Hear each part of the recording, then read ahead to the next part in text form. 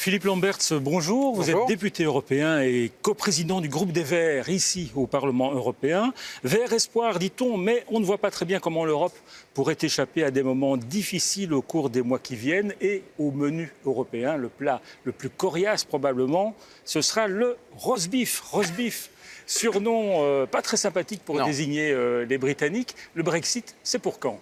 Ah, ça, personne ne le sait. Il faudrait d'abord, évidemment, qu'ils nous déposent une demande en divorce, ce qui n'est toujours pas le cas. On voit bien que les partisans du Brexit n'avaient absolument pas préparé leur coup. En fait, ils étaient sûrs qu'ils échoueraient et donc n'ont absolument pas pensé au jour d'après. Et donc aujourd'hui, ils sont divisés entre eux, puisque certains veulent limiter l'accès au Royaume-Uni à des citoyens non nationaux, quand d'autres veulent absolument garder l'accès au marché européen. Et les deux exigences sont incompatibles. Et en fait, le gouvernement britannique, à part le départ de Cameron, n'est pas capable de se mettre d'accord sur quelle ligne suivre. Et en fait, tant qu'ils se grattent la tête, eh bien, ils ne déposent pas leur demande. Ce qui veut dire qu'on sait qu'il y a eu un référendum, mais pratiquement, le Royaume-Uni est un membre de plein droit de l'Union européenne jusqu'au jour où le gouvernement grand-breton aura décidé ce qu'il veut faire. Mais donc les 27 sont dépendants du bon vouloir de Londres. Les 27 ne peuvent rien faire.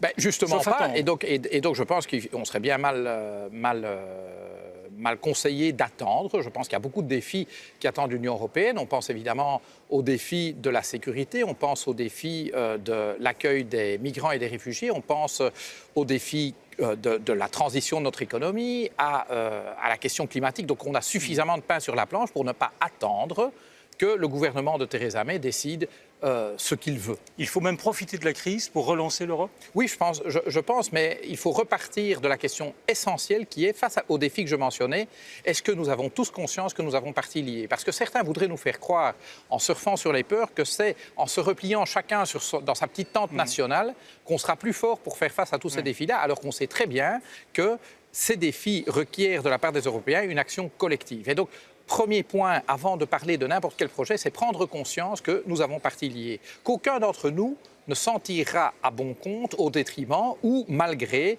le fait que d'autres en Europe restent sur le bord de la route. Et donc ça, c'est la prise de conscience. Je pense que l'essentiel des forces politiques européennes devrait être capable non seulement de prendre, mais surtout elle devrait s'en faire l'avocat. Parce que j'entends, on l'a vu encore récemment, des chefs d'État et de gouvernement eurosceptiques. On pense à Lech Kaczynski, qui est de facto le chef du gouvernement polonais. On pense à Viktor Orban, le Premier ministre hongrois, qui ont une vision très déterminée de ce que c'est l'Europe. C'est-à-dire repli sur son quant à soi national, la démocratie illibérale, comme il appelle. Et en face de cela, je constate que les autres chefs d'État et de gouvernement donnent l'impression d'une indécision totale.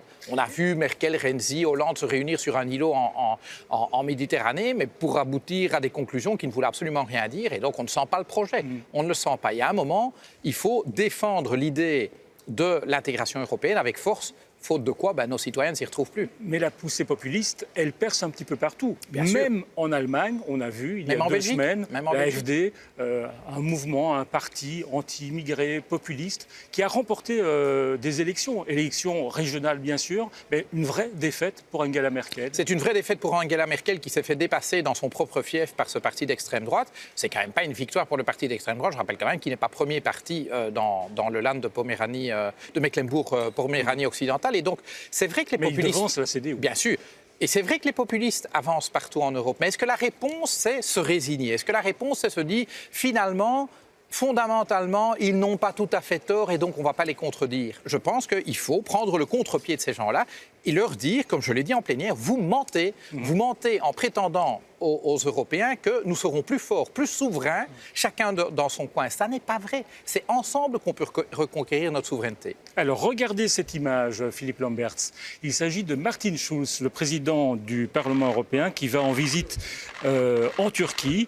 Il rencontre le président Erdogan, qui n'est pas vraiment votre ami. Vous avez dénoncé avec virulence l'accord signé entre l'Union européenne et la Turquie sur les réfugiés. Puis il y a eu cette tentative de coup d'État et les purges menées par Erdogan. Il fallait aller le voir, le président turc.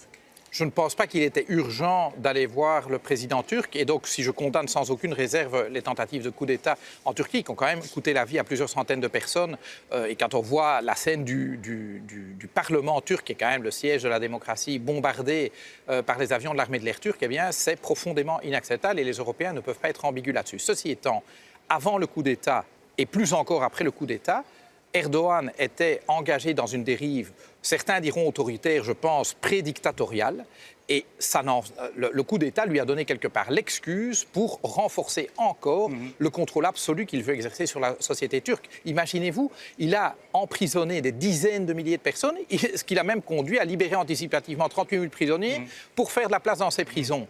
Je ne pense pas qu'il était particulièrement indiqué d'aller parler avec Erdogan parce qu'on sait très bien ses positions, on sait très bien quelles sont les nôtres. Et donc, pour l'instant, il n'y a pas grand-chose à discuter. Vous le critiquez, mais il fait notre boulot. Il s'occupe des réfugiés qui veulent aller en Europe. Il est en train de nettoyer aussi le nord de la Syrie des combattants de Daesh, ce que personne n'était arrivé à faire jusqu'ici. On devrait lui dire merci. Non, absolument pas. Enfin, ça dépend de ce qu'on appelle faire notre boulot. Si notre boulot, c'est servir de garde-chion pour empêcher que ces barbares musulmans arrivent en Europe, alors ceux qui pensent ça, évidemment, ils considèrent que Erdogan fait le boulot. Mais c'est quoi le boulot des Européens? C'est de prendre leur part de l'accueil des réfugiés. Personne ne demande aux Européens d'accueillir tous les réfugiés du monde. Mais l'Europe, pour l'instant, accueille pour 1000 habitants 2 réfugiés. 2. Quand le Liban en accueille 252 pour 1000 habitants. Personne ne demande à l'Europe d'accueillir 252 réfugiés pour 1000 habitants. D'ailleurs, si on le faisait, il n'y aurait pas assez de réfugiés dans le monde pour remplir l'objectif. Et donc, si l'Europe faisait sa juste part de l'accueil des réfugiés, on ne dépendrait pas d'Erdogan. On n'en dépendrait absolument pas. On devrait juste organiser le transit des réfugiés par la Turquie ou par la Jordanie ou par le Liban. Mais on ne dépendrait pas de lui comme nous avons choisi de le devenir. Philippe Lamberts, une petite boule surprise. Allez, on y va. Avec une boule bleue. Question surprise. C'est pas votre couleur, mais enfin. Non, mais. Vous êtes audacieux. Alors. Que vous lisez Amende à haute voix. record pour Apple. L'Europe a-t-elle bien fait? Bien sûr qu'elle a bien fait. 13 milliards d'euros. Hein. Et en fait, ce n'est pas une amende. On demande simplement à l'État irlandais de faire payer à Apple les taxes qu'Apple doit au titre de la loi irlandaise. Donc tout ce qu'on demande, c'est que l'Irlande fasse respecter la loi. Et ça, c'est 13 milliards. L'Irlande qui n'en demandait pas tant. Hein. L'Irlande qui ne veut pas de cet argent, mais vous savez, le ministre belge des Finances, le ministre néerlandais des Finances, le ministre luxembourgeois des Finances ne veulent pas de l'argent que la communauté européenne, que l'Union européenne leur a demandé de récupérer auprès d'entreprises. C'est quand même frappant. On est partout dans des programmes d'austérité, on doit couper dans les dépenses publiques, et ici c'est une recette supplémentaire, et on voit tous ces ministres des Finances la main sur le cœur dire mais je n'en veux pas de cet argent. Pourquoi? Parce que c'est de l'argent qui irait autrement dans les poches des actionnaires de ces entreprises. Et donc ça, évidemment, ils montrent la préférence qu'ils ont. Ils ont plus de soucis pour les actionnaires de ces boîtes que pour les citoyens et contribuables de leur propre pays. Philippe Lamberts, merci d'être venu au bar de l'Europe et on va s'attaquer à ces roast beef délicatement. Oui.